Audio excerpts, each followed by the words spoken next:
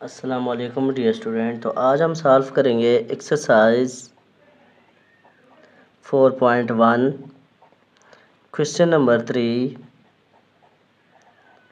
पहली पार्ट हमारे पास गिवन है y n to y minus 1 plus 2n to y minus 1।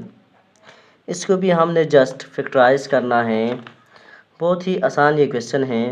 इसमें दो टर्म है, प्लस से पहले वाला ये एक टर्म है और प्लस के बाद ये दूसरा टर्म है।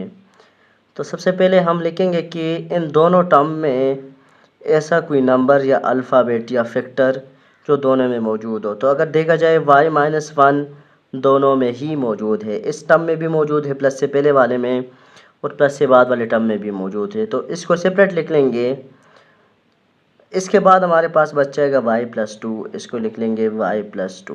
तो ये हमारे पास पहले पार्ट का सलूशन जो है वो आ जाएगा। तो इसके पार्ट नंबर 2 की सॉल्यूशन डिस्कस कर लेते हैं, जो कि हमारे पास है a into a minus 8 plus 9 into a minus 8। Again हमने वो टर्म उठा लेना है, बाहर लेके जाना है जो दोनों टर्म में मौजूद हो, जो दोनों में मौजूद है। जैसे प्लस से पहले वाले टर्म में भी a माइनस 8 मौजूद है और प्लस से बाद वाले टर्म में भी a माइनस 8 मौजूद है। तो a माइनस 8 को निकाल लेंगे, इस तरह ब्रैकेट लगाएं इसके। ये पीछे क्या बचेगा? पीछे बच जाएगा a प्लस 9। तो ये पार्ट नंबर 2 का सलूशन भी कंप्लीट हो गया।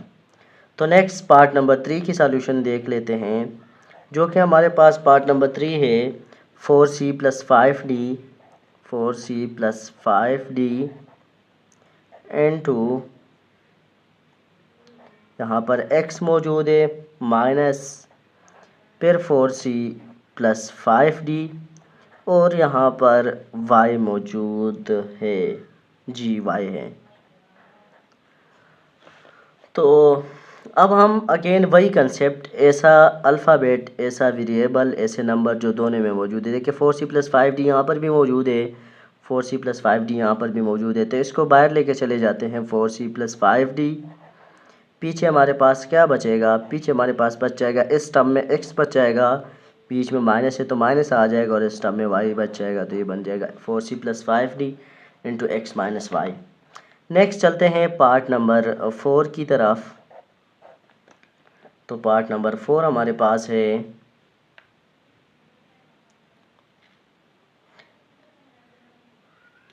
x प्लस 1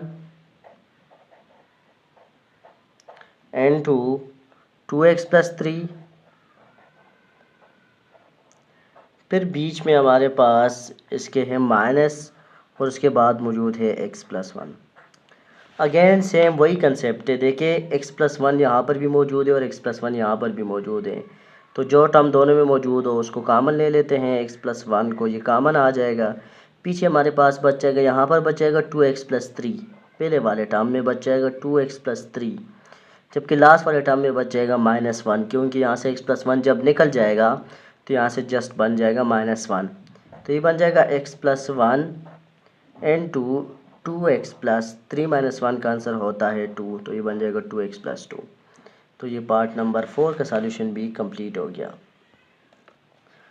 तो नेक्स्ट पार्ट नंबर 5 का सॉल्यूशन डिस्कस कर लेते हैं। पार्ट नंबर 5 हमारे पास है x minus Y whole square plus x plus Y, और इसके बाद साथ में है x माइनस वाई। ये है पार्ट नंबर 5। तो इसके सॉल्यूशन कंप्लीट कर लेते हैं। तो पहले स्टेप में थोड़ा सा सिंप्लीफाई करके इसको लिख लेते हैं। ये x minus Y whole square है, तो इसको लिख लेते हैं x minus Y into X minus Y. क्योंकि इसका पावर 2 दफ़ा आया हुआ है तो हम इसको ऐसे सिंगल अगर लिखेंगे तो 2 टाइम लिखेंगे, और अगर डबल पावर लिखेंगे तो फिर 1 टाइम लिखेंगे। प्लस x प्लस वाई और x माइनस वाई, ये हमारे साथ ही वैसे ही आ जाएगा। अब ऐसा टर्म जो दोनों में मौजूद है, देखिए x माइनस वाई यहाँ भी मौजूद है, x माइनस वाई यहाँ भी मौजूद है, तो हम x माइनस वाई को कॉमन ले लेते हैं। तो हमारे पास पीछे क्या बचेगा? इस दोनों में क्या बच जाएगा? इन दोनों में बच जाएगा x माइनस वाई। बीच में प्लस है, प्लस बच जाएगा। इन दोनों में क्या बच जाएगा, इनमें बच जाएगा x प्लस वाई, क्योंकि x माइनस वाई तो ऑलरेडी निकला हुआ है, तो यहाँ पर सिर्फ x प्लस वाई बच जाएगा। इस माइनस वाई और प्लस वाई को कैंसिल कर लेंगे, ये बन जाएगा x minus Y into x plus x, ये बन जाएगा 2x। तो इसके साथ पार्ट नंबर 5 का सॉल्यूशन भी कंप्लीट हो गया। तो अब स्टार्ट कर लेते हैं पार्ट नंबर 6, जो कि हमारे पास है V I part 2m into m minus n, फिर ब्रैकेट लगा हुआ है, फिर माइनस m प्लस n, और फिर है m माइनस n, m लिख लेते हैं m माइनस n। अच्छा, अगेन वही कंसेप्ट, ऐसा टर्म जो दोनों में मौजूद हो। माइनस से पहले अगर देखा जाए तो m माइनस n है, और माइनस के बाद भी देखा जाए तो m माइनस n है, जो कि इस वाले टर्म में भी मौजूद है और इस वाले टर्म में भी मौजूद है। तो सबसे पहला काम, इसको बाहर निकाल लेते हैं। ये बन जाएगा m माइनस n, बाहर निकल जाएगा।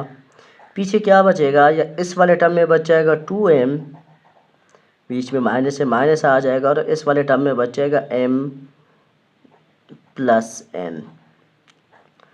अब यहाँ पर एक चीज़ का ख्याल जो है वो रखना है, ये जो माइनस के बाद वाला टर्म जब हम लिखेंगे तो इसको एज इट ही ब्रैकेट में लिखेंगे, जैसे है वैसे ही ब्रैकेट में लिखेंगे। आप इसको ऐसे नहीं लिख सकते कि minus M plus N, bracket यहाँ पर लगाना लाजमी है।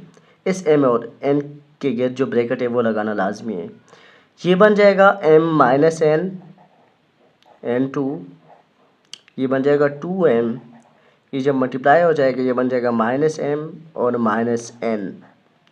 नेक्स्ट स्टेप में लिख लेंगे m minus n into 2m minus m, 2m में से एक m निकाले तो एक m बच जाएगा, और साथ में माइनस n बच जाएगा। तो ये बन जाएगा m माइनस n और m माइनस n। तो इसके साथ पार्ट नंबर 6 की सॉल्यूशन भी कंप्लीट हो गया। नेक्स्ट अब हम चलते हैं पार्ट नंबर 7 की सॉल्यूशन की तरफ। तो पार्ट नंबर 7 हमारे पास है b minus 3c into X square plus b minus 3c into Y square. बहुत ही आसान ये पार्ट है। ऐसा टर्म जो दोनों में मौजूद हो तो डेफिनेटली आपको नज़र आ रहा है b माइनस 3c दोनों में मौजूद है, यहाँ पर भी मौजूद है और यहाँ पर भी मौजूद है।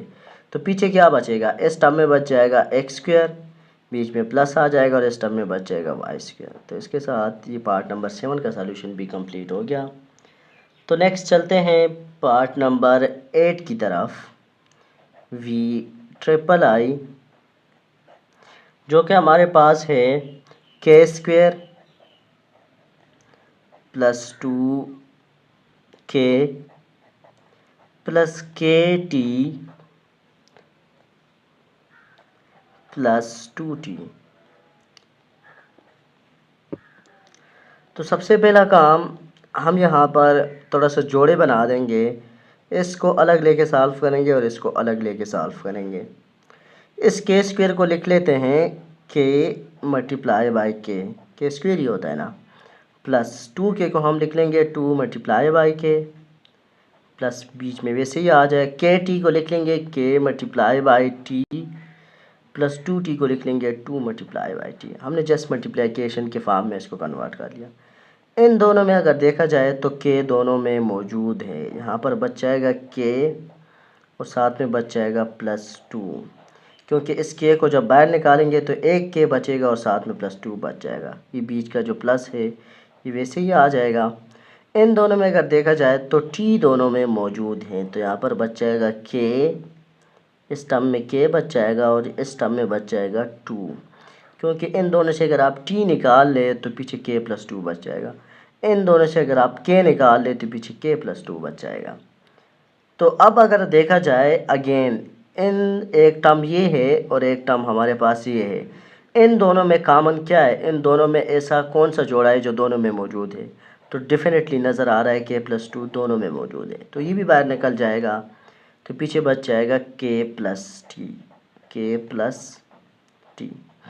तो ये पार्ट नंबर 8 तक तमाम सॉल्यूशन जो है एक्सरसाइज 4.1 क्वेश्चन नंबर 3 के वो कंप्लीट हो। तो मज़ीद वीडियो के लिए आप हमारे चैनल को सब्सक्राइब करें, वीडियो को भी ज़रूर लाइक करें और बेल आइकन का बटन भी ज़रूर दबाएं ताकि आने वाली कोई भी वीडियो आपसे मिस ना हो जाए। थैंक यू, अल्लाह हाफ़िज़।